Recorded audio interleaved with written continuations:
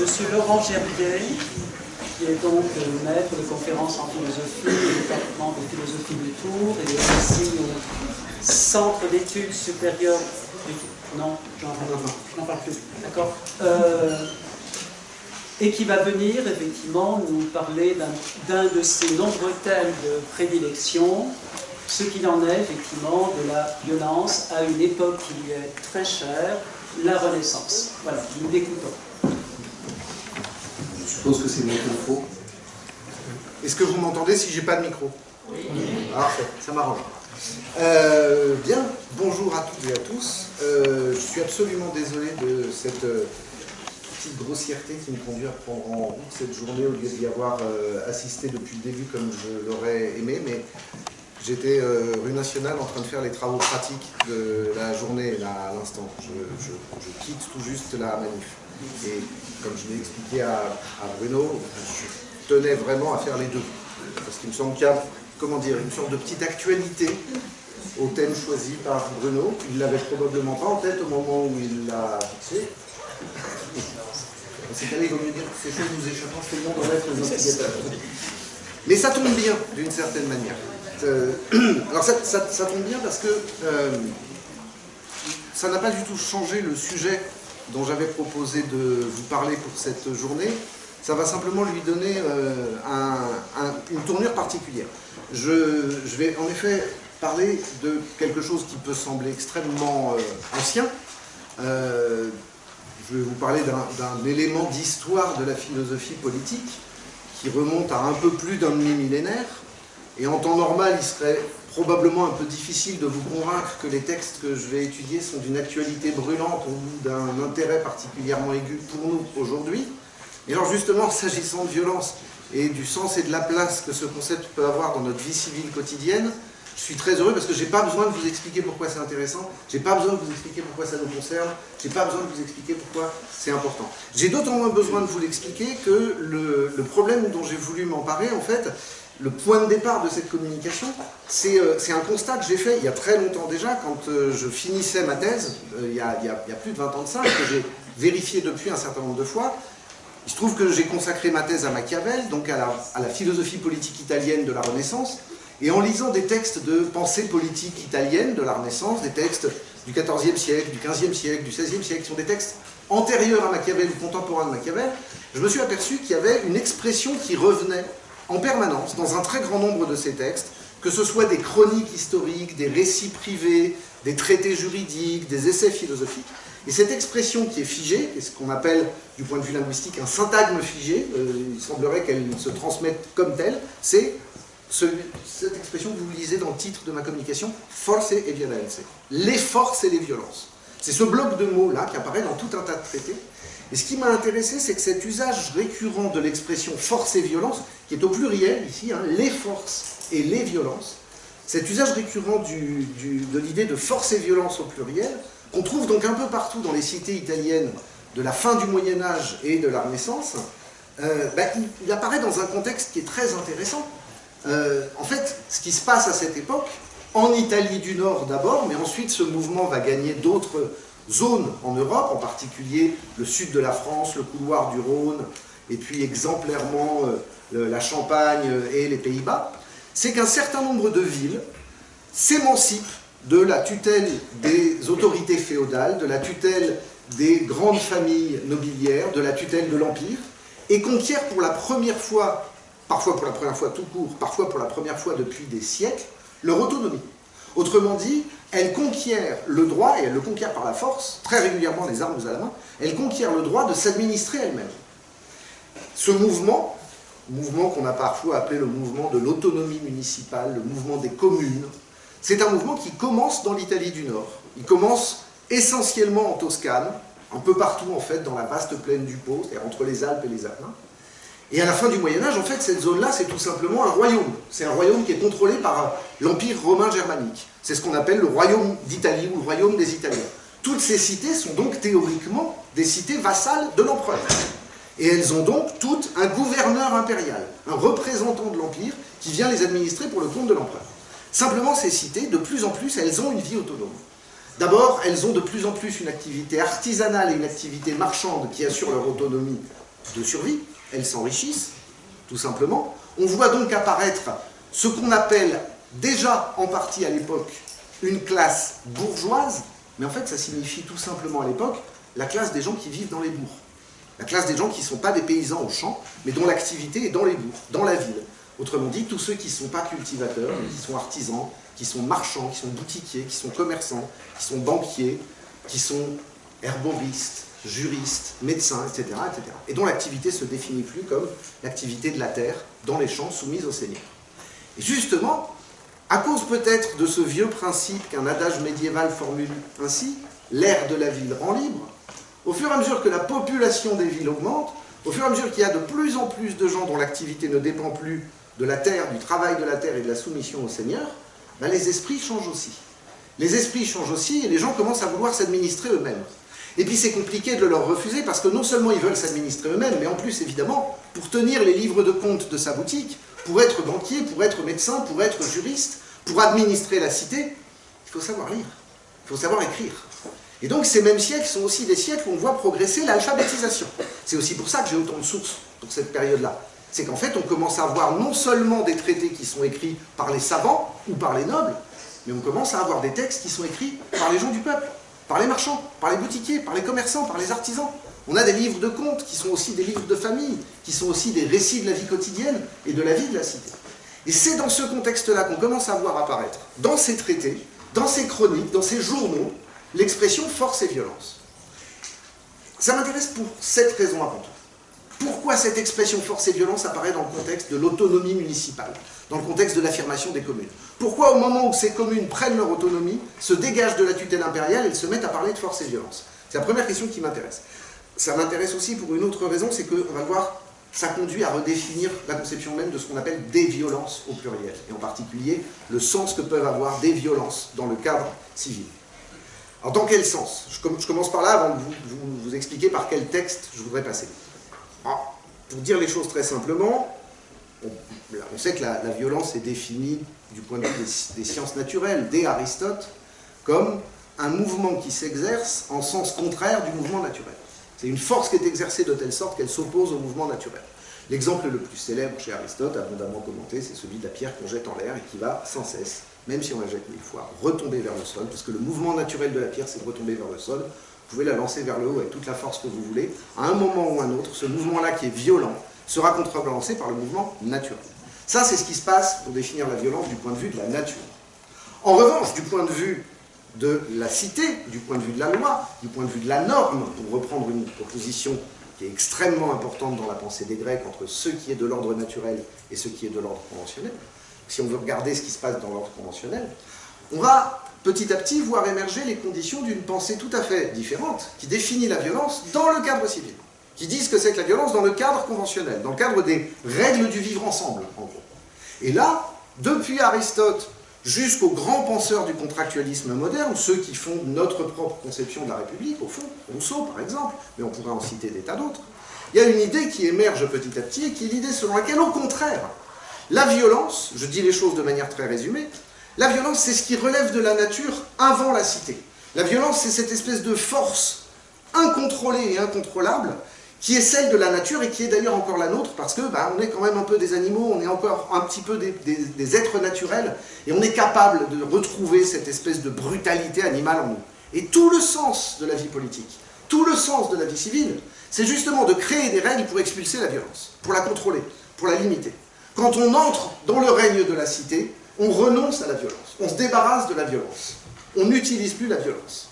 Alors c'est une pensée qui est extrêmement importante, parce que d'une certaine manière, c'est elle qui va justifier aux yeux de tout un tas de théoriciens de la fin du XVIe, du XVIIe et du XVIIIe siècle, l'idée selon laquelle, une fois qu'on est entré dans le règne des lois, une fois qu'on a accepté de vivre avec les autres dans la cité en se donnant des règles, en respectant certaines normes, alors on a implicitement accepté de ne plus avoir recours à la violence naturelle. Pour le dire dans des termes simples, à partir du moment où on accepte de vivre dans la cité, on accepte de ne plus casser la gueule du type d'en face dès qu'on n'est pas d'accord avec lui. Parce qu'il y a des règles qui nous en empêchent, et parce que si on est en conflit avec lui, ce conflit doit être traité par des règles, il ne doit pas être traité par la brutalité, par cette force irraisonnée qu'on appelle la violence. Cet argument-là, il est extrêmement important, Il n'a jamais cessé de l'être, et vous avez évidemment, ces derniers jours et ces dernières semaines, entendu de nombreuses versions de cet argument, tout simplement parce que c'est celui que le pouvoir exécutif oppose à la violence des manifestants qui se réunissent semaine après semaine depuis 2 mois et demi dans les rues. Vous n'avez pas à faire exercice de la violence parce que, nous dit-on, la violence a d'une certaine manière été abolie par l'entrée dans le règne de la loi.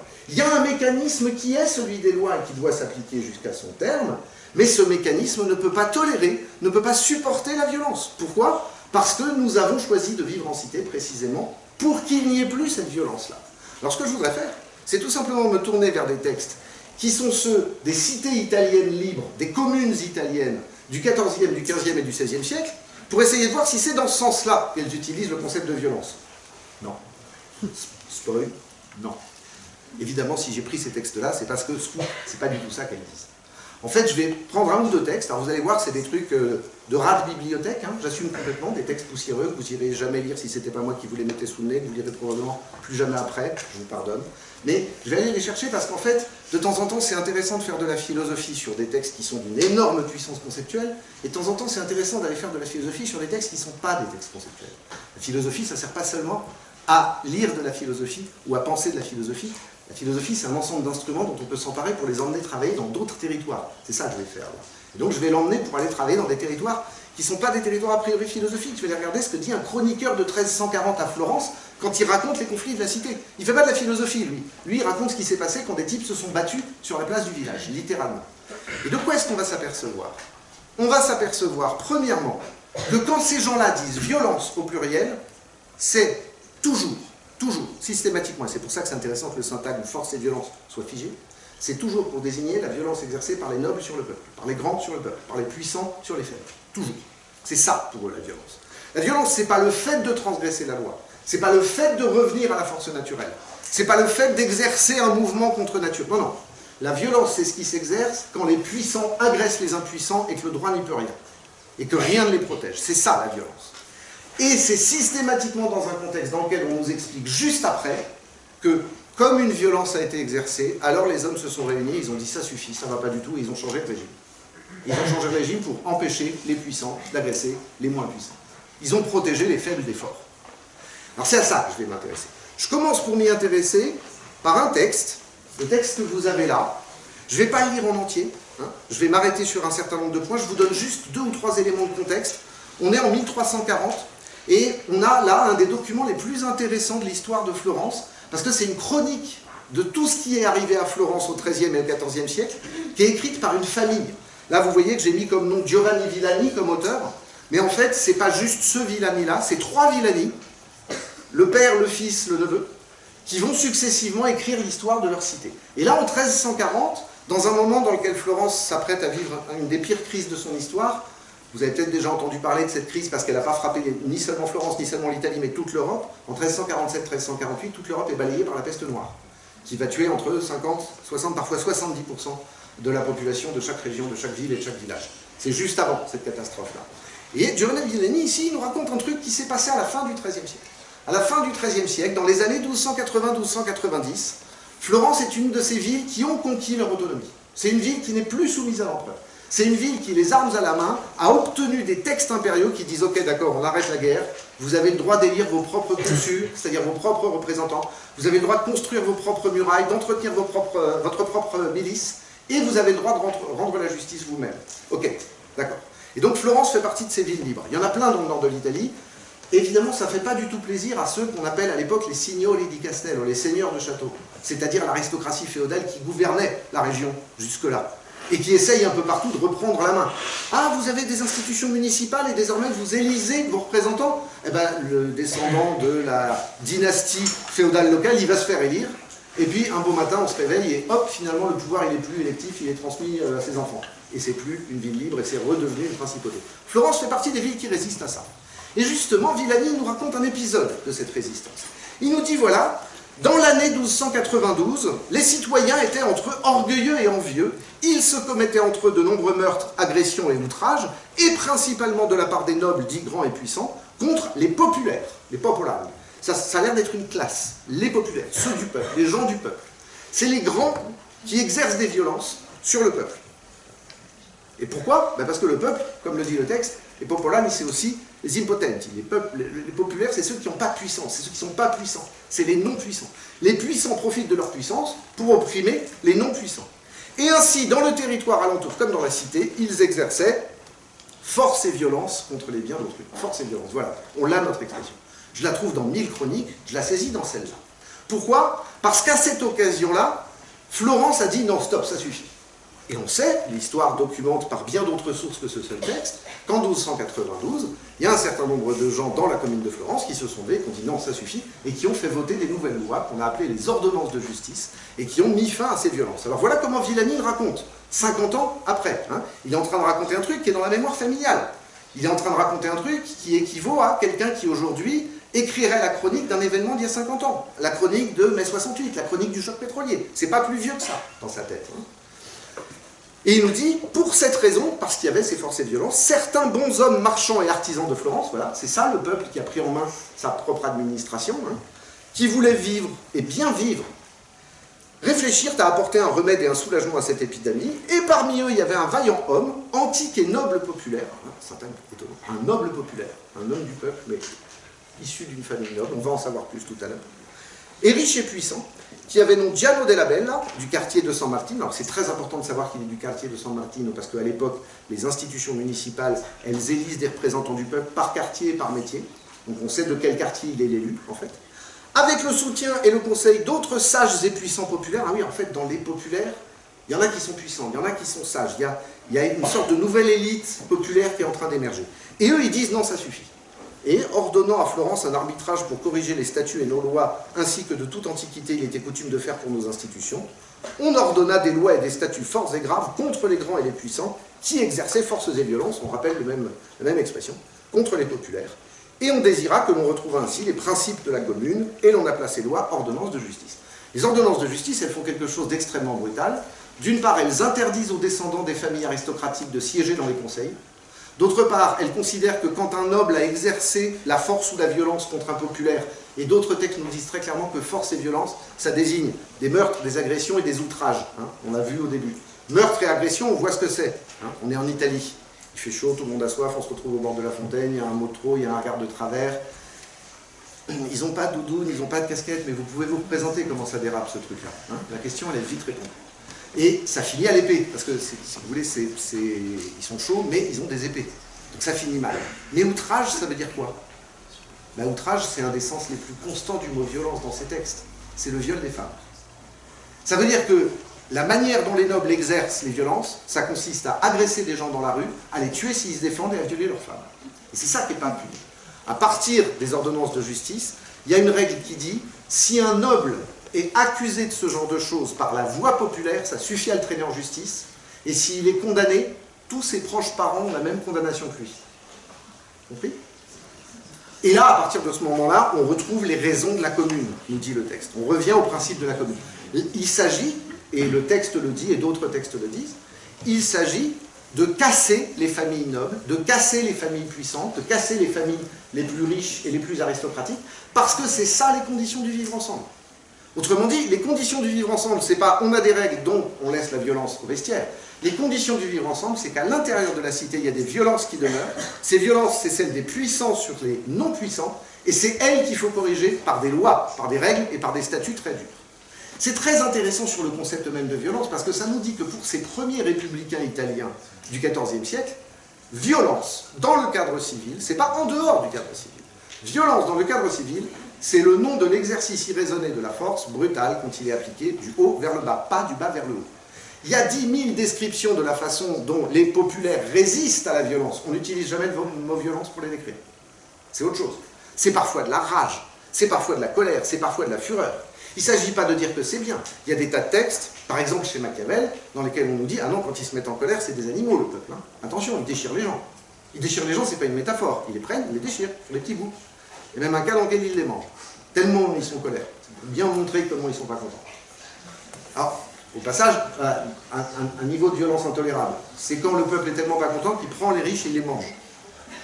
On est loin, là, on a de la marge, c'est bien, on est tranquille, on est vachement civilisé en fait. On ne mange pas encore. Pourquoi ce texte m'intéresse par ailleurs? Parce qu'en fait, cet épisode est tellement important, les ordonnances de justice, qu'il y a plein de sources qui le décrivent, pas seulement la chronique de Matteo Villani. Par exemple, il y a un certain Machiavel, qui dans son histoire de Florence, revient sur le même épisode. Alors Machiavel, il a bien sûr lu la chronique de Villani, il a lu des tas d'autres chroniques, il travaille à partir des textes, parce que Machiavel, c'est 1525, son histoire de Florence. Autrement dit, on est 185 ans après ce texte, autrement dit, on est presque 240 ans après les faits. Mais il s'en souvient encore. Et il fait 5 chapitres dessus. Et il dit ça, c'était important. Près de 2 siècles et demi plus tard, ça, c'est un principe fondamental. Pourquoi c'est fondamental? Parce que Machiavel, il est fonctionnaire de la République florentine. Il est secrétaire de la seconde chancellerie de Florence. Il vit dans une république, à Florence. Il sait que des républiques, il n'y en a pas beaucoup à l'époque en Europe. Et il sait que la sienne, en plus, elle a 3 siècles. En fait, ce dont nous parle Villani et dont nous parle Machiavel avec Florence et avec un certain nombre d'autres cités italiennes de la fin du Moyen-Âge et du début de la Renaissance, c'est de la première époque de la pensée des républiques en Europe. C'est à partir de ce moment-là, de ce républicanisme italien-là, qu'on va définir en histoire de la pensée politique le courant républicain qui va traverser ensuite l'Europe, en particulier la France, les Pays-Bas et l'Angleterre au XVIIe et au XVIIIe siècle, et qu'on va retrouver ensuite aux États-Unis à la fin du XVIIIe et au début du XIXe. Le républicanisme moderne, là vous avez sa naissance. D'ailleurs, c'est pas du tout un hasard, hein. Les révolutionnaires français de 1789 et les pères fondateurs de la Constitution américaine exactement à la même époque, sur leur table de chevet, ils ont qui? Machiavel. Parce qu'ils savent d'où ils viennent, parce qu'ils savent d'où vient cette pensée-là. Donc ces textes-là, ils les ont lus. Voilà comment Machiavel nous parle des ordonnances de justice. On est dans le 2e livre des histoires florentines, il raconte le même épisode, mais il va le raconter en prenant plus de temps. Il va nous dire, non, pour bien comprendre, il faut commencer par se mettre 10 ans avant. Les ordonnances de justice, c'est 92, mais regardez ce qui se passe en 82. Florence était alors dans une situation déplorable, car la noblesse guelfe était devenue insolente. Hop, guelfe, la noblesse guelfe. À l'époque, tout le nord de l'Italie est déchiré entre 2 partis, les guelfes et les gibelins, qui sont grosso modo le parti de ceux qui sont plutôt favorables au pape et le parti de ceux qui sont plutôt favorables à l'empereur. Ces 2 partis se disputent le pouvoir dans toutes les cités. En 1282, les guelfes ont le pouvoir à Florence et ils ont expulsé la plupart des gibelins. Ça se produit régulièrement. Un des expulsés célèbres, un des gibelins expulsés de Florence, vous avez forcément déjà entendu son nom, c'est un certain Dante. Dante, il va vivre toute sa vie en dehors de Florence parce qu'il est expulsé de Florence à ce moment-là. Expulsé en même temps que lui, il y a le père d'un certain Pétrarque, qui est un des premiers grands poètes de Florence. Donc c'est un jeu, si j'ose dire, mais jeu au sens politique, qui traverse le nord de l'Italie pendant 200 ans, quand une des 2 factions a le pouvoir, elle expulse l'autre. Et une fois qu'elle a expulsé l'autre, elle règne. Les nobles guelfes, ils ont gagné, ils ont expulsé leurs adversaires. Du coup, ils deviennent insolents et comme le dit Machiavel, ils ne craignent plus les magistrats. De sorte que chaque jour, on commettait bien des meurtres et autres violences. Revoilà ce terme. Et on sait désormais ce qu'il veut dire. Ce terme, il veut dire, sous la plume de Machiavel aussi, que c'est une force qui va s'exercer des nobles vers les populaires. Sans que ceux qui le commettaient soient punis parce qu'ils étaient soutenus par tel ou tel noble. Les chefs du peuple pensèrent alors que pour freiner cette insolence, il serait bon de faire revenir les exilés, et les gibelins revinrent. Mais bientôt, les 2 partis, guelfes et gibelins, refirent leur apparition en Toscane. Alors les Florentins prirent les armes contre le gouverneur impérial, et pour priver les gibelins du pouvoir et réfréner les puissants, ils ordonnèrent une nouvelle forme de gouvernement, c'était en 1282. Ce qu'il nous raconte là, c'est que la noblesse guelfe opprime le peuple se dit « Ah zut, il faut qu'on fasse revenir leurs adversaires pour essayer de les freiner, de les contrôler, ça va les occuper. » On fait donc revenir les gibelins, qui sont des nobles aussi. Et on se retrouve avec à nouveau ce système des 2 partis de nobles qui s'opposent, mais qui continuent d'opprimer le peuple. Sous-entendu, c'est pas comme ça qu'on va s'en sortir. Là, on est 10 ans avant les ordonnances de justice. Et maintenant, on va en venir à ce que racontait Villani. Chapitre suivant. Les guerres extérieures et la paix intérieure avaient quasiment détruit dans Florence les partis gibelins et guelfes, 10 ans plus tard. 10 ans plus tard, ils se sont tellement tapés dessus qu'ils ont quasiment disparu. C'est là qu'on est dans la situation que va raconter Villani. Il n'y a plus l'opposition entre les guelfes et les gibelins dans Florence. N'y restait plus, dit alors Machiavel, enflammé, que ces humeurs qui d'ordinaire se trouvent naturellement dans toutes les cités entre les puissants et le peuple. Ça, c'est une idée tout à fait nouvelle. Machiavel nous dit, de temps en temps, vous avez des conflits, vous avez des occasions de force et de violence qui sont singulières, qui tiennent aux circonstances, qui vont exister dans tel endroit, à tel moment, en raison de telle ou telle cause sociale et historique. Mais en dehors de ces causes particulières, vous avez et vous aurez toujours dans toutes les cités une opposition de base entre les grands et le peuple. Celle-là, elle existera toujours. Si vous enlevez l'opposition entre les Guelfes et Gibelins à Florence à la fin du XIIIe, ça y est, ils ne se battent plus, ils ne sont plus en train d'opprimer tout le monde, on est revenu au calme, on est revenu à la paix. Non, pas à la paix. On est revenu au conflit de base. On est revenu au conflit qui est la définition même de la vie civile, c'est-à-dire le conflit entre les grands et le peuple. Pourquoi ce conflit?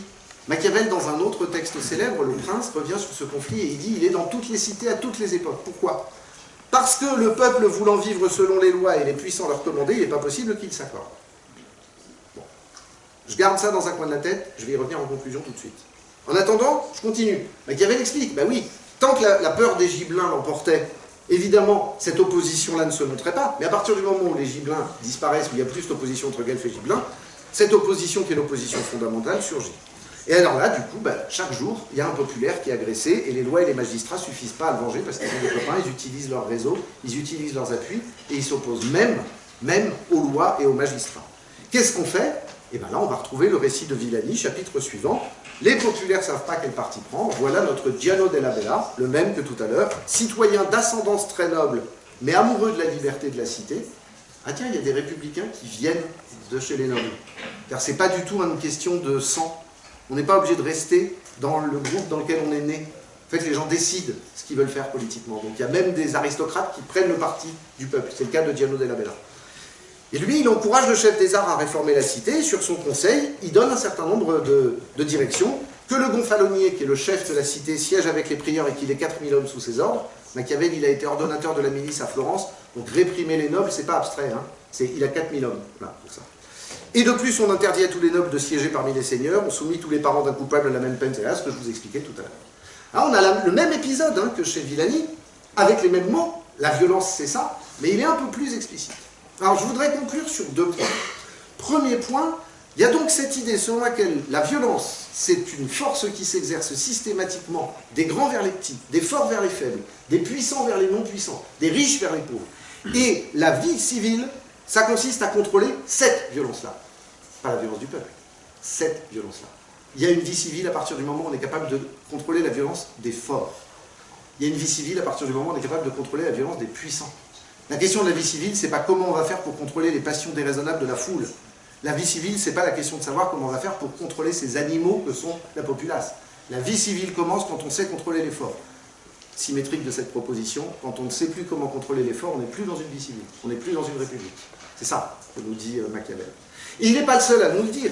Un de ses prédécesseurs à Florence, j'ai lu un texte de 1340, un texte de 1520, je vais aller chercher un texte qui est entre les deux en 1525, c'est un des premiers grands humanistes qui va se mettre au service de la cité, qui va devenir chancelier de Florence, c'est-à-dire porte-parole de la ville. Par ailleurs, c'est un grand humaniste, hein. C'est un des premiers traducteurs d'Aristote, du grec au latin. Il s'appelle Leonardo Bruni. Alors, une mise en page est un peu moche parce que mon PowerPoint a fait n'importe quoi. Bruni, il définit la République. Il définit la République à un moment où Florence est en guerre contre Milan, qui est au contraire une cité princière. Et il vient là prononcer une oraison funèbre. C'est le dernier chef de guerre florentin, qui était lui-même un Florentin, qui n'était pas un mercenaire, qui est tombé au combat. Au moment où il prononce son éloge funèbre, il définit la République comme ça. Nous usons pour nous gouverner d'une forme de République qui dirige toutes ses forces au service de la liberté et de l'égalité de tous les citoyens, laquelle forme, parce qu'elle est très égale pour tous, est appelée populaire. Là, il définit ce qu'a été précisément la commune de Florence depuis les origines. Qu'est-ce que ça veut dire, cette égalité? Ça veut dire que dans une république, on ne peut pas supporter un seul homme comme maître. On ne s'asservit pas au pouvoir de quelques-uns. Ça ne définit pas le fait que la république, c'est l'anarchie. Ça ne veut pas dire que dans la république, on obéit à personne. Ça veut dire que quels que soient les chefs, ce n'est pas à eux qu'on obéit, c'est aux lois. La liberté est égale pour tous et n'obéit qu'aux lois délivrées de la crainte des hommes. Là, on a la définition la plus simple de la République et on comprend du coup ce qu'on vient de lire chez Villani et chez Machiavel.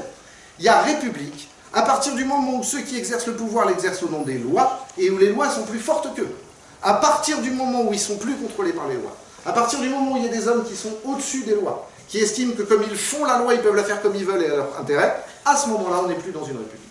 À ce moment-là, il n'y a plus de liberté, à ce moment-là, il n'y a plus d'égalité. Mais il y a un deuxième principe, parce que ce premier principe-là, au fond, il est très classique. Il définit la République quasiment de tout temps. Il définit déjà la République chez Cicéron, il la définit encore chez les pères fondateurs de la Constitution américaine à la fin du XVIIIe siècle. Il y a un deuxième principe qu'on cite moins souvent et sur lequel Bruni insiste beaucoup. Et l'espoir d'atteindre les honneurs et de s'élever est égal pour tous, pourvu qu'on y mette de l'industrie, de l'intelligence et une certaine règle de vie grave et éprouvée. En effet, notre cité requiert de son citoyen la vertu et l'honnêteté. Quiconque les possède, elle le juge suffisamment propre à gouverner la République. Autrement dit, le second principe qui fonde une République, c'est la mobilité sociale. Si dans une vie civile donnée, vous êtes assigné au groupe, à la classe dans laquelle vous êtes né, vous n'êtes pas dans une République. Si dans une vie civile donnée, vous avez la possibilité de sortir de votre groupe social et d'entrer dans un autre groupe social uniquement en fonction de vos mérites et de vos vertus, vous êtes dans une République. Évidemment, ça veut dire pour chacun la possibilité de s'élever. Vous pouvez être un fils de sabotier et devenir président de la République. Mais ça veut dire aussi, et là on va retrouver nos violences, la possibilité d'abaisser les grandes familles. Et aux yeux de Bruni, c'est un point qui est absolument central. Je saute quelques lignes.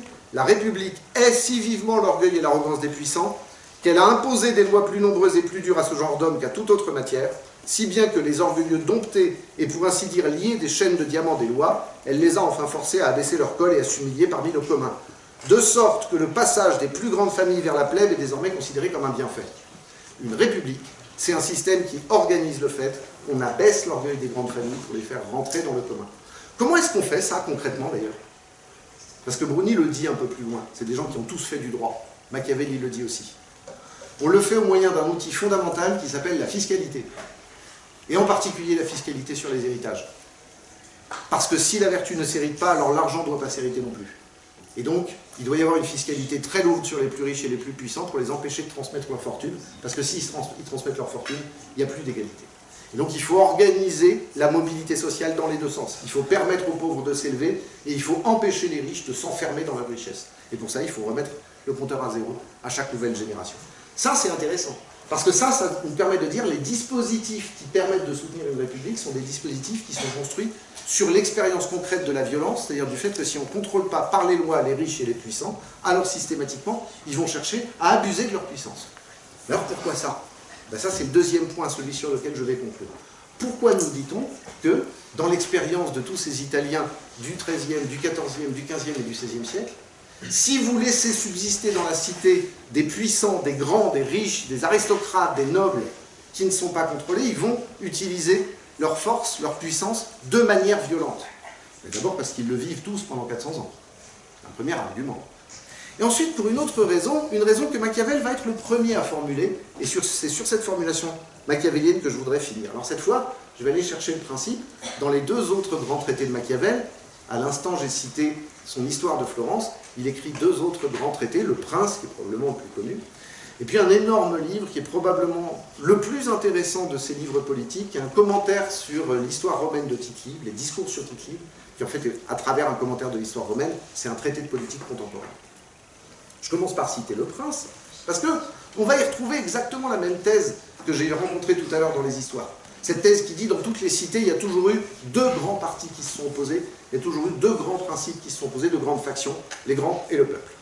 Je dis qu'on s'élève au principat, autrement dit qu'on devient prince, qu'on devient le chef d'une cité. Je dis qu'on s'élève au principat, soit avec la faveur du peuple, soit avec celle des grands. Autrement dit, il y a deux manières de prendre le pouvoir dans une cité, ou bien on s'appuie sur le groupe qu'on appelle les grands, ou bien on s'appuie sur le groupe qu'on appelle le peuple, parce que c'est les deux grands groupes sociaux qu'on va retrouver dans toutes les cités. Et d'ailleurs, c'est ce que Machiavel précise immédiatement. En effet, dans toute cité, on trouve ces deux humeurs différentes. Il reprend le même terme, humeur, que dans les histoires florentines. Un mot sur ce mot. Pourquoi ce mot? Pourquoi est-ce qu'il appelle ça des humeurs? À quoi ça renvoie? En fait, dans la médecine classique, celle des Grecs, celle d'Hippocrate et de Galien, mais elle a dominé la médecine scientifique jusqu'au XVIIIe siècle dans les universités. C'est une médecine qui, pendant un peu plus de 2000 ans, a été la médecine savante. Dans la médecine scientifique d'Hippocrate et de Galien, on considère que tous les corps vivants sont animés par des circulations de fluides, de liquides, et la vie d'un corps, en fait, c'est le mouvement de ces liquides. Il y en a 4, et c'est ces liquides qu'on appelle des humeurs. Et vous les connaissez d'ailleurs parce qu'en fait, depuis qu'ils n'ont plus de valeur scientifique, on les a gardés tellement ils sont restés longtemps dans notre vocabulaire médical, on les a gardés culturellement pour désigner notre humeur, justement. Ces 4 liquides, c'est le sang, la bile noire et le flegme. Et on ne sait plus du tout ce que c'est, parce que du point de vue médical, ça n'a plus de sens. Mais on sait ce que c'est que d'être sanguin, d'être bilieux, d'être flegmatique, ou d'être au contraire, bile noire, en latin atrabile, d'être atrabilaire, ou bien en grec mélanestoles, d'être mélancolique. La colère, la mélancolie, l'atrabile, le flegme, etc. Tout ça, c'est des choses qui servent à décrire l'expression de nos passions, mais qui sont empruntées à cette médecine des humeurs. Toujours est-il que dans cette médecine des humeurs, un corps, c'est un conflit constant entre ces différents fluides. Machiavel s'empare de cette métaphore médicale et il dit, la cité c'est pareil. La cité, c'est en permanence un conflit entre ces différents groupes, ces différentes factions. Comment je vais les appeler? Justement, tiens, je vais les appeler des humeurs. Ça dit une chose très importante, hein, c'est que dans un corps vivant, si vous arrivez à résoudre le conflit entre les 4 fluides, ça veut dire que vous êtes mort. C'est-à-dire que s'il n'y a plus de conflit, si ça circule plus, si ça s'oppose plus entre les 4 fluides, c'est que c'est un corps qui ne vit plus. Si on transpose ça, ça signifie que, pour la première fois en Occident, il y a un penseur qui nous dit « mais en fait, le but de la cité, c'est peut-être pas l'immobilité et la paix. Peut-être qu'en fait, une cité en bonne santé, c'est au contraire une cité dans laquelle il y a cette conflictualité-là. Une cité dans laquelle il y a ce degré de conflictualité. C'est une cité dans laquelle il y a de la violence? Non, non, pas du tout. Une cité dans laquelle il y a la capacité à résister à la violence. Parce que souvenez-vous, la violence, c'est celle qui vient de haut. Toujours. Et d'ailleurs, c'est normal, parce que ce qui définit ces deux groupes, les grands et le peuple, c'est l'asymétrie de leurs désirs. C'est pas deux groupes qui sont en compétition pour le pouvoir, nous dit Machiavel. Dans toutes les cités, il y a les grands et le peuple, mais c'est pas parce que dans toutes les cités, les grands veulent le pouvoir et les peuples le veulent aussi. Les peuples, ils veulent pas le pouvoir. Et c'est la phrase suivante qui est extrêmement importante. Cela naît de ce que le peuple désire ne pas être commandé ni écrasé par les grands, et que les grands désirent commander et écraser. Le fait civil fondamental, c'est l'asymétrie des désirs entre le peuple et les grands. Le peuple, il ne veut pas le pouvoir. Le peuple, il a un désir politique qui est fondamentalement un désir négatif. Il veut ne pas être écrasé. Il veut ne pas être broyé. Il veut qu'on lui foute la paix. Clairement. Et toute la dynamique de la vie civile, c'est la dynamique de la multitude du peuple qui résiste à un groupe qui, lui, en revanche, veut positivement le pouvoir, veut commander et veut écraser. C'est un désir positif face à un désir négatif. C'est pour ça qu'on ne peut pas parler de violence venant du peuple. C'est ça qui justifie la symétrie du concept de violence chez Machiavel et chez ses prédécesseurs. C'est que le peuple, il n'est pas violent. Si vous l'énervez vraiment, il va devenir effectivement incontrôlable et ça va très très mal finir. Il y a des descriptions de ce qui se passe au moment où le duc d'Athènes, un condottiere français qui à un moment décide de devenir chef de Florence, qui installe une espèce de tyrannie à Florence au milieu du XIVe siècle et qui finit par soulever tout le peuple contre lui. Il y a des descriptions de ce qui se passe pour les favoris du duc d'Athènes où le peuple s'en empare et les déchiquette, vraiment. On a exactement les mêmes choses au milieu du XVIe siècle quand le roi de France impose un nouvel impôt sur le sel, la gabelle, et que tout le grand sud-ouest se révolte, de Cognac et Angoulême jusqu'à Bordeaux et Sarlat. Et ça se passe extrêmement mal. C'est vraiment, c'est pas des manifestations, c'est des gens en armes qui prennent les villes, qui prennent les remparts. Le gouverneur de Bordeaux descend, qui représente le roi, descend pour parlementer avec ses gueux qui se rebellent contre l'impôt. Et ça se passe sous les yeux d'un certain Michel de Montaigne qui a 14 ans à l'époque et qui est traumatisé, qui raconte ça dans les essais. Le peuple de Bordeaux s'empare de Tristan de Monins, gouverneur de Bordeaux, et le déchiquette à la main, et ils en emportent chacun un bout. Donc, dire que le peuple ne peut pas exercer de violence, ça ne veut pas dire qu'il n'a pas de force ou qu'il ne peut pas exercer de brutalité, y compris la plus sanguinaire. Ça veut dire que le concept de violence pour ces penseurs de la République, il dit autre chose. Il ne dit pas l'intensité, la brutalité ou la sauvagerie de la force. Le concept de violence, il dit que c'est une force qui est exercée par ceux qui veulent commander, qui veulent opprimer. Et il nous dit, en face, qu'il y a un peuple dont le désir n'est jamais commandé à la place des grands, mais ne pas être commandé ou écrasé. Ce qu'on va retrouver dans le 3e traité de Machiavel, les discours sur Tite-Live, où Machiavel va reprendre cette même opposition. C'est très rare un principe théorique que Machiavel répète dans des traités différents. C'est le seul quasiment. Il y en a 2 autres en fait. C'est un des 3 seuls. Mais il va ajouter une dernière idée. Ceux qui blâment les tumultes, il est en train de parler de Rome, et les historiens de Rome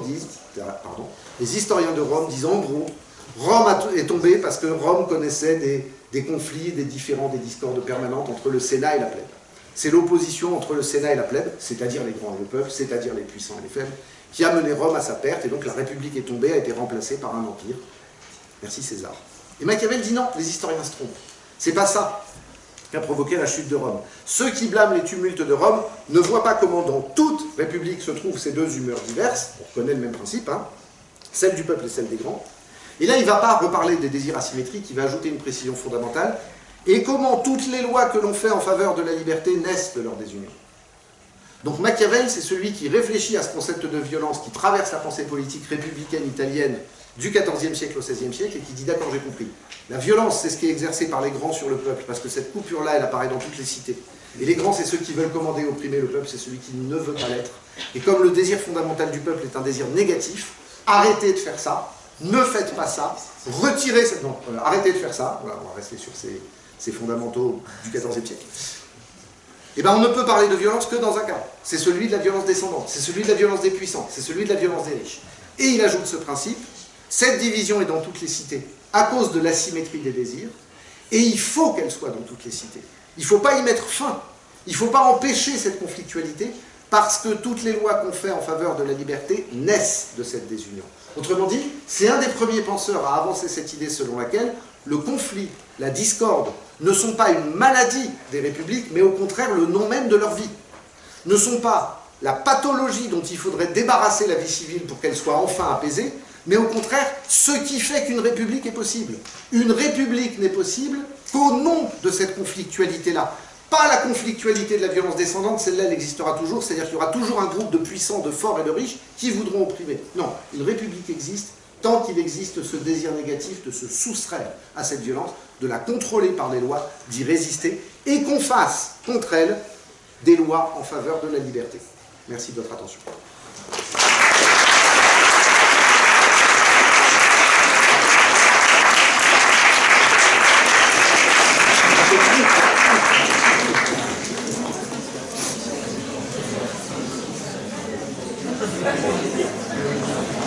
Bien, quelques secondes pour essayer d'éponger tout ce que vous avez reçu.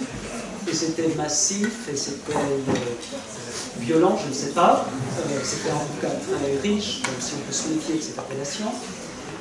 Y aurait-il quelques premières remarques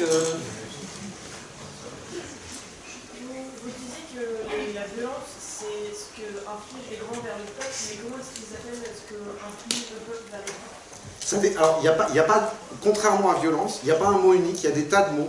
Par exemple, chez Machiavel, on va très souvent retrouver rage ou colère. Mais ce n'est pas fixé aussi précisément que violence, qui apparaît vraiment dans plein de textes sur presque 200 ans. On va beaucoup trouver rage et colère. On va trouver aussi quelque chose qui s'apparente à rancune ou revanche.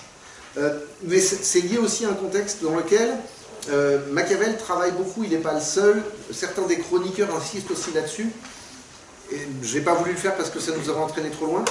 Mais il y a quelque chose qui leur saute aux yeux en permanence, c'est que toutes ces cités qui ont pris leur liberté, ont conquis leur autonomie politique autour du XIIIe, XIVe siècle, en fait, elles ont créé une nouvelle habitude, une nouvelle coutume. Et quand on essaye de les priver de la liberté par ces violences, en réimposant le pouvoir des aristocrates féodaux et des grandes familles nobles, on se heurte à quelque chose de très puissant qui est la mémoire de la liberté. Et Machiavel, après d'autres, hein, c'est pas le seul, mais il y a un chapitre du Prince qui est le chapitre 5 et qui est magnifique parce qu'il le dit très clairement. Machiavel dit, une fois qu'un peuple a goûté à la liberté, c'est-à-dire à des lois et à des institutions qui le protègent contre les violences, il n'oublie plus jamais. Et du coup, les explosions de force du peuple, elles sont souvent nommées par des termes qui disent le souvenir, la mémoire, la rancune qu'on a été privé d'une chose très ancienne et à laquelle on tenait. Ce qui est une constante d'ailleurs dans la manière dont aujourd'hui, alors pour parler pour le coup de recherche contemporaine, c'est une constante dans la manière dont aujourd'hui les historiens des mouvements sociaux, en histoire et en sciences sociales, étudient ces mouvements. Un des axes de recherche les plus intéressants contemporains, c'est un travail sur la constitution d'une mémoire de ces conflits-là, d'une mémoire de la liberté, jusque dans des éléments qui sont parfois des éléments qui relèvent quasiment de l'histoire de l'art. Comment certains thèmes visuels se transmettent, comment telle manifestation va reprendre un mot d'ordre qui remonte à il y a 20 ans, 30 ans, 150 ans, 200 ans, et comment se constitue cette espèce de patrimoine du souvenir de la liberté. Et du coup, il y a tout un tas de vocabulaires qui vont désigner l'expression du peuple dans sa force, en allant chercher du côté de la mémoire et du souvenir. Ça répond à votre question? Ça veut donc dire qu'il peut y avoir aussi constitution de la part des puissants d'une amnésie. Oui. Là, je pensais enfin naïvement à l'abolition. Bien sûr, bien sûr. Oui. Et c'est déjà chez Machiavel. Oui. Ouais, c'est déjà chez Machiavel, c'est-à-dire que dès le début du XVIe siècle, en fait, dès la fin du XVe, il y a dans les manuels de gouvernement pour les princes cette idée qu'en fait, ce que le prince doit absolument réussir à faire, c'est couper la mémoire du peuple. Et donc, il faut absolument faire en sorte qu'on puisse couper la mémoire du peuple. Alors, Machiavel dit, c'est très compliqué à faire. Il n'y a quasiment qu'une solution, c'est de raser la cité que vous venez de conquérir. C'est à peu près la seule technique. C'est le génocide, le massacre collectif. Il faut prendre ça très au sérieux, parce que Machiavel, il n'est pas seulement sur la table des républicains français ou italiens, il est aussi sur la table des fascistes et des staliniens. Donc l'idée selon laquelle il faut déplacer la population de telle province russe à telle province russe, l'idée selon laquelle il faut concevoir froidement le génocide de telle ou telle partie de la population, ou la destruction de telle ou telle ville, parce que c'est la seule manière d'en araser la mémoire, c'est une idée qui est très puissante pendant un demi-millénaire. Il y a un géographe serbe qui, au moment du siège de Sarajevo, forge à chaud un mot, un néologisme qui est urbicide, et qui désigne le meurtre d'une ville. Et en fait, à partir de cette première formulation, qui date donc du milieu des années 90, de l'éclatement de l'ex-Yougoslavie, à partir de cette formulation, les études sur l'urbicide deviennent en fait un sous-genre des études urbaines et des études militaires, et c'est un thème qu'on a depuis transposé à partir des villes d'ex-Yougoslavie à un certain nombre d'autres villes. Il y a eu des urbicides au Rwanda, il y a eu des urbicides alors, très récemment avec les Rohingyas, où c'est les communautés villageoises qui sont rasées, qui sont détruites. Il y en a eu au Cambodge pendant les Khmers. Il y a des gens qui travaillent sur justement l'urbicide comme un instrument de la tyrannie. Donc vraiment ce thème de l'arasement de la mémoire et de la destruction de la mémoire, et tu as raison, il est très très présent. Chez la Boétie, qui est un autre auteur dont je m'occupe beaucoup, que j'aime beaucoup, chez la Boétie, il y a quelque chose de très particulier parce que ça nous parle à nous, et à vous en particulier plus. Je dis à vous en particulier parce que ce que j'ai là devant moi, qu'on a tous devant nous, qu'on a tous dans nos poches, que vous avez, il y en a certains que j'ai vu pianoter dessus, etc. On est d'accord, vous avez tous un smartphone, ou à peu près tous. Okay. La Boétie, il nous dit, en fait, la meilleure technique, c'est pas de raser les villes. La meilleure technique, c'est celle qu'ont inventé les Romains, du pain et des jeux. Occupez-les. Utilisez les passe-temps, en fait. Et si vous utilisez les passe-temps, d'abord vous allez les enfermer dans le présent. Oh, cette écologie de l'attention géniale que règle TikTok, mais mon Dieu, mais quel bonheur, mais combien de tyrans auraient aimé avoir ce truc. Faire en sorte que la construction même des fonctions cognitives se trouve limitée à une attention de 10 à 15 secondes. Le swipe comme instrument de domination collective, tout ça c'est. Mais la Boétie ajoute, c'est pire. C'est pire parce qu'en réalité, et je ne suis pas en train de vous pointer du doigt en disant que vous êtes une génération perdue, j'en ai un dans la poche aussi. Il n'y a pas de problème avec ça. Moi, j'ai dû me désabonner et moi, j'ai dû prendre du temps pour me dire non, je ne vais pas par là. J'ai des copains qui ont 50 ans et qui sont en train de lutter contre leur propre addiction. C'est pas que vous, c'est nous tous. C'est pas une question de génération. C'est un instrument de domination. Vous êtes dedans, on est dedans aussi, on est tous ensemble. Et la Boétie, il ajoute un truc extrêmement important. Il dit, quand vous faites ça, tout d'un coup, tous les gens qui participent à ce système-là et qui acceptent de jouer le jeu des passe-temps deviennent vos complices. Ils deviennent des tyrannos. On pourrait tout à fait dire, oh, bah, c'est quand même pas parce que j'ai un portable dans ma poche que tout d'un coup je suis un complice de la tyrannie. Ben oui, évidemment. Sauf si vous regardez comment on extrait les terres rares qui servent à le construire. Sauf si vous regardez quelles sont les populations d'enfants de 12 ou 13 ans qui, en Asie et en Afrique, extraient les minéraux qui rentrent dans leur composition. Sauf si vous regardez quels sont les régimes tyranniques qu'on soutient avec cet argent-là. Sauf si vous considérez que chaque fois que vous payez votre abonnement de portable, vous allez tracer l'endroit où va cet argent-là, vous allez regarder qui l'enrichit. Et là, tout d'un coup, bah si, en fait, il a raison aussi. Et donc, au-delà de cette amnésie, qui est une amnésie du passé, il y a aussi une réflexion très intelligente et très actuelle de la Boétie sur le fait que la meilleure manière de rendre les gens imperméables aux violences, au sens de Machiavel, au sens de Villani, c'est de les enfermer dans le présent. Du coup, quand on en fait des caisses à la télé sur les violences populaires, et là c'est un retournement dialectique d'une beauté magnifique, ces violences-là, qui ne devraient pas s'appeler des violences, servent à ce que vous ne perceviez plus les autres violences qui, elles, en sont vraies. Beau bruit.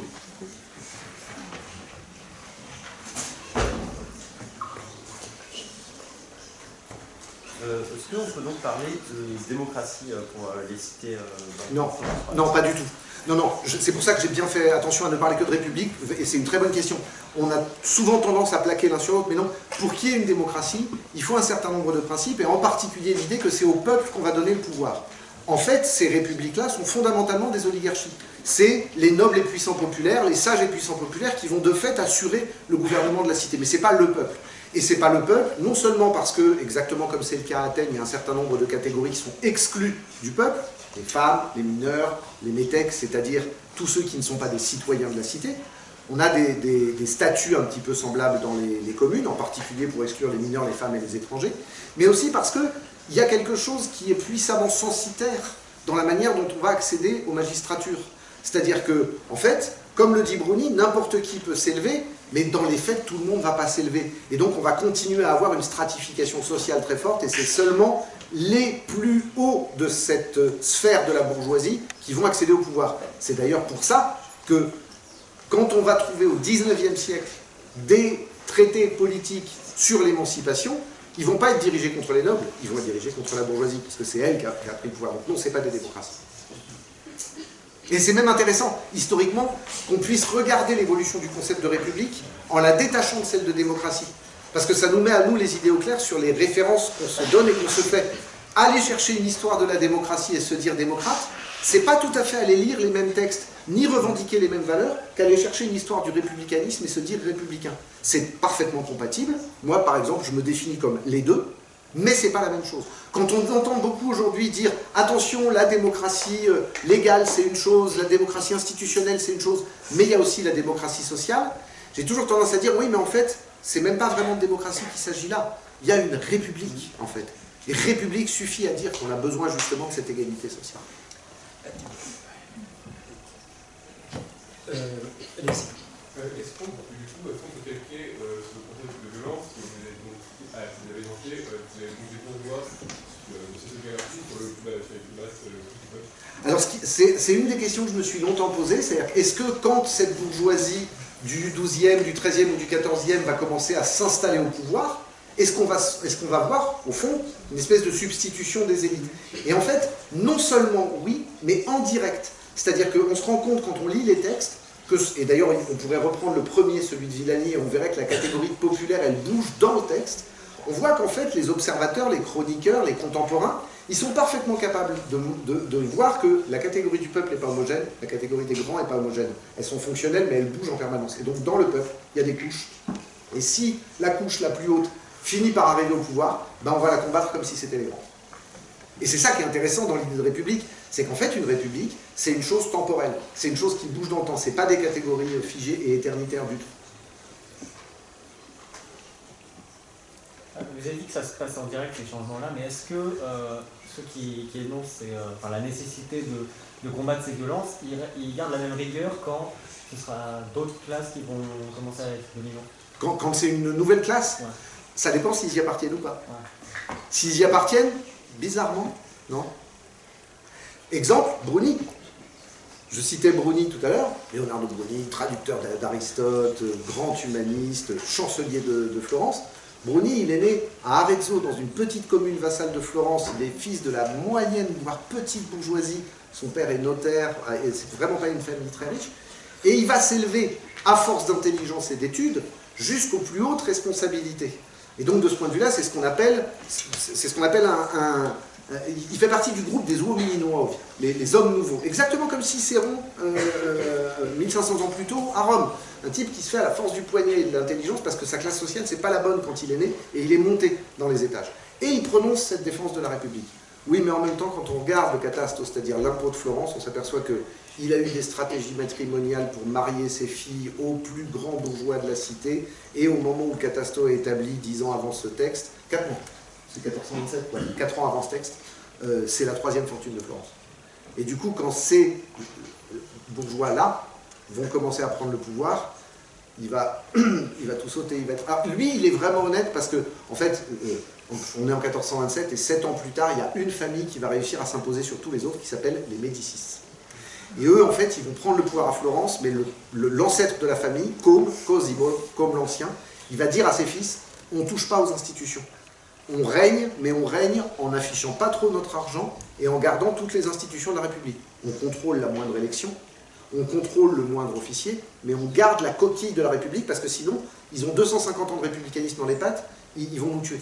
Et donc, il y a cette prudence que Machiavel décrira en disant qu'on domine beaucoup mieux les hommes sotto il maschiere della Repubblica, sous le masque de la République. Mais Bruni, il le voit. Et c'est la classe à laquelle, d'une certaine manière, il appartient. Et du coup, il écrit, juste avant sa mort, un dernier traité pour dénoncer ça, en grec, pour que tout le monde puisse pas le lire. Voilà, ça répond à votre question. Mais alors, sans mémoire, est-ce qu'on peut s'opposer à sa propre classe pour s'extraire de la violence? Sans mémoire? Oui, quand on a toujours été noble. Eh bien, alors, excellente question. Le cas de Giano della Bella est un cas vraiment intéressant. parce qu'il n'est pas du tout isolé. Il y aurait un travail passionnant à faire. Vous savez peut-être, si vous ne le savez pas, je vous l'apprends, et je suis là pour ça, qu'il y a un thème en philosophie politique et en sciences politiques qui s'est imposé dans le débat en France ces 6-8 dernières années, c'est le thème des transclasses. Qu'est-ce que ça fait de changer de classe sociale, de s'élever dans la classe sociale? Et en particulier, une collègue de la Sorbonne, Chantal Jacquet, qui a publié un livre sous ce titre qui décrit son propre parcours, qui est un livre fondamentalement autobiographique, dans lequel elle problématise ce que c'est qu'être un transclasse. Et c'est l'expression, beaucoup de gens s'en sont emparés, parce qu'il y a toute une littérature, pas seulement philosophique, mais un travail proprement littéraire, dans l'autobiographie, qui a une grande pertinence autour de cette idée-là, le vécu de l'arrachement à sa propre classe. Si vous n'avez jamais lu Pour en finir avec Eddie Bellegueule d'Édouard Louis, par exemple, bah vous avez là un texte qui décrit exactement ça. Donc ça, c'est une réflexion qui est très avancée. On peut être d'accord, on peut être pas d'accord, j'ai des objections contre cette... Mais c'est pas du tout l'objet. C'est simplement pour dire qu'on réfléchit à comment on fait pour changer de classe en s'élevant. Mais je pense qu'il y aura un travail passionnant à faire sur les nobles qui prennent le parti du peuple. Sur ce que c'est que les nobles qui prennent le parti du peuple. Bruno a travaillé et connaît parfaitement bien un personnage qui, dans la philosophie politique française, est vraiment emblématique de ce mouvement-là, c'est Tocqueville. Tocqueville, c'est quelqu'un qui appartient à une très grande famille de la noblesse française, dont une partie de la famille meurt pendant la Révolution, et qui, pourtant, rationnellement, à cause de la manière dont il pense les choses, dit c'est un mouvement inévitable et je vais essayer de le comprendre, plutôt que d'être un Balzac ou un Léon Blois, c'est-à-dire un type qui va continuer à écrire des romans hallucinants dans lesquels on voit des sublimations de l'ancienne domination devenue impossible. J'aime pas Balzac, ça s'est senti. J'aime beaucoup Tocqueville, ça s'est senti aussi, j'espère. Mais voilà, je pense que vous pointez un objet qui, à mon avis, dans les sciences sociales, en histoire, en philosophie et en littérature, et au croisement de ces disciplines, est un objet intéressant. Comment on fait, quand on a été élevé dans la classe des dominants, pour trahir? Comment on fait pour être un noble puissant, mais amoureux de la liberté? Ça existe. Ça existe dans la littérature et dans l'art, ça existe dans le droit et dans la philosophie, on le nomme, on le sait, on le voit, il y en a 500 ans d'histoire, il y a une surprésence de ce thème parce qu'il est éminemment romantique dans la littérature, et en particulier dans la littérature du début du 19e, mais vous le trouverez dans le cinéma, mais vous le trouverez dans la série télé, vous le trouverez partout. Mais l'étudier et le constituer comme un problème à la fois esthétique et politique, je pense que c'est un objet de recherche.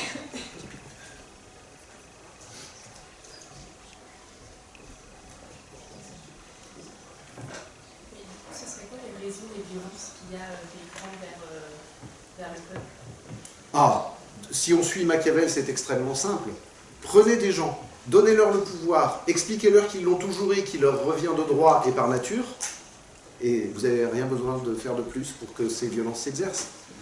Pourquoi ils ont ce besoin justement d'avoir... Enfin, on voit par exemple que le peuple, c'est pas ce qu'il cherche, le peuple, il n'a pas forcément besoin d'avoir son pouvoir par rapport aux autres, alors pourquoi certaines personnes vont avoir ce besoin de violence? Parce qu'ils ont l'expérience de la domination. Parce qu'en fait, ils y ont goûté, d'une certaine manière. Il y a des passages dans lesquels Machiavel dit attention, le peuple n'est pas meilleur en lui-même. Si vous donnez du pouvoir à un homme du peuple, vous ne donnerez jamais le pouvoir au peuple. Mais si vous prenez un homme du peuple et que vous le mettez au pouvoir, il va se comporter comme un puissant. Parce qu'en fait, ce goût-là, il est chez chacun. Là, chez Machiavel, il y a des idées qui sont dans la philosophie morale, depuis les Grecs, et encore plus d'ailleurs depuis les chrétiens. C'est l'idée selon laquelle nous sommes fondamentalement des créatures narcissiques et orgueilleuses. Et donc la conservation et l'accroissement de nous-mêmes prend la place de toutes les autres passions. Ce qui rend d'ailleurs extrêmement intéressant un discours qui, pour le coup, n'est pas chez mes chers Italiens, mais se trouve en revanche chez un La Boétie ou chez un Montaigne, et qui est de savoir comment est-ce que nous nous y prenons pour diminuer de notre aise, pour reprendre le mot de Montaigne. C'est-à-dire, est-ce que notre anthropologie, notre théorie de l'homme, nous condamne à être, au fond, des petits salopards oedipiens, constamment prêts à abuser de la puissance que la réalité nous donne sur nos semblables et sur nous-mêmes? Si oui, alors il faut simplement empêcher qui que ce soit d'avoir quelque puissance que ce soit, et l'affaire est morte. Mais ce qui est vraiment de très grandes conséquences, c'est de savoir si nous pouvons nous contrôler nous-mêmes là-dessus. Et les références et les réflexions que mobilisent des gens comme La Boétie et Montaigne, qui sont par ailleurs amis, sont très intéressantes là-dessus, parce que c'est des gens qui mettent en forme une pensée qui est une pensée de l'autocontrôle, une pensée de la maîtrise et du gouvernement de soi, non pas à base chrétienne exclusivement, c'est-à-dire avec l'idée qu'il y a une vie dans l'au-delà et qu'il faut se préparer à la mort, non, pour la vie ici et avec les autres. Et je trouve ça très intéressant. J'en ai un exemple criant en tête, c'est une incompréhension colossale qu'on continue d'entendre d'ailleurs encore aujourd'hui à l'occasion de la mobilisation actuelle contre la réforme des retraites, mais qu'on retrouve à différentes époques de l'histoire. J'ai assisté à une discussion extraordinaire entre un manifestant, pas tout à l'heure, ça aurait été trop beau, et dans une des éditions, ça aurait été magnifique que ça vienne juste de m'arriver, évidemment, j'aurais dû vous mentir, désolé, j'ai été, vous voyez, trop sincère, j'aurais dû habiller un peu le truc.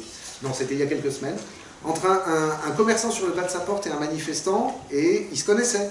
Et le commerçant sur le pas de sa porte dit au manifestant qu'il y avait un drapeau, une pancarte, je ne sais plus, mais pourquoi tu manifestes, toi? T'es à la retraite, t'as une bonne retraite, tu t'en fous, littéralement. Et l'autre lui dit, mais t'as pas compris, les gens qui sont là, ils manifestent pas pour eux. Et je pense que on touche à un truc qui va dans le même sens que votre question. C'est-à-dire, dans quelle mesure est-ce que cette vie civile que décrivent plus ou moins maladroitement Villani ou Bruni ou Machiavel, c'est une vie civile qui dit les lois, elles servent à humilier non pas seulement les grands, mais ce qu'il y a de grand en nous. La vie civile, c'est la chose qui va non seulement nous servir à contrôler les violences des puissants, mais qui va aussi nous dire, en chacun de vous, il y a un puissant potentiel qui sommeille. Et lui aussi, il faut s'en occuper. Lui aussi, il lui faut des lois. Moi, je pense par exemple que dans les problématiques contemporaines, c'est pas un objet que je travaille, mais par contre, dans les collègues et les amis que j'ai qui travaillent en philosophie politique, dans les problématiques contemporaines, par exemple, ça, c'est absolument essentiel pour penser la question des violences sexuelles. Et on ne pouvait pas penser les violences sexuelles si vous ne parlez pas aussi aux grands et aux puissants qui est dans chacun, potentiellement.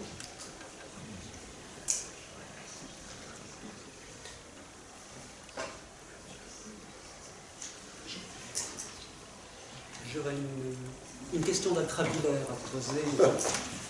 Parce qu'effectivement, ce livre ensemble, ce collectif, alors effectivement c'est un collectif qui relève d'une certaine cinétique, d'un consensus, etc. Mais in fine, qu'est-ce que l'on a? On a un peuple, alors si je me permets de te citer rigoureusement, il ne veut qu'une chose, c'est qu'on lui foute la paix. Deuxième chose, il y a ceux effectivement qui ont du pouvoir et qui ont goûté au pouvoir et qui veulent l'exercer. Comme projet collectif, ça me semble un peu faible. Ouais, c'est pas, t'as raison, t'as totalement raison. C'est pas un projet collectif, ça c'est vraiment ça c'est l'étincelle, oui. En fait. Mais ce que Machiavel va dire ensuite, c'est toute la difficulté. Et c'est d'ailleurs au fond, autour de cette question-là que se déploie le discours de la servitude volontaire de la Boétie aussi. Toute la difficulté, c'est comment est-ce qu'on convertit ce désir négatif en un projet politique. Comment est-ce qu'on tire des institutions, des ordines, dans le lexique de Machiavel, d'un projet qui est négatif. Et le risque qui est identifié par Machiavel, et qui à mon avis explique pourquoi dans la Boétie il n'y a pas de projet, il n'y a pas de pars construens, c'est qu'en fait, précisément, ça n'aboutit jamais.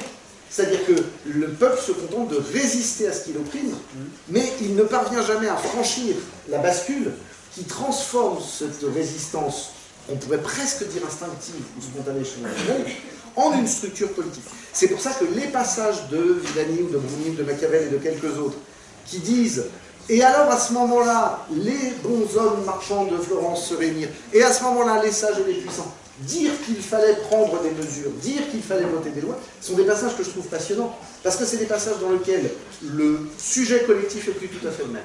Le nous à bouger n'est plus tout à fait le même. Et je pense que ça n'est pas problématisé avant le XVIIe ou XVIIIe siècle. C'est-à-dire qu'il y a des pulsations, on va dire, de vie politique. Mais elles ne s'expriment que dans une élite. Et qui reste une sorte de... Elles ne passent au projet que dans une élite. Il faut chaque fois qu'il y ait... Et d'ailleurs c'est très intéressant parce que chez Machiavel lui-même dans les histoires, quand on aborde cette phase-là, c'est-à-dire le moment où la résistance du peuple va se convertir en décider des normes communes, s'arrêter sur des lois communes, systématiquement, c'est des passages dans lesquels il y a un personnage, comme Diano della Vera, qui est nommé, et Machiavel rapporte ce discours. C'est des passages dans lesquels il y a une prosopopée d'un héros.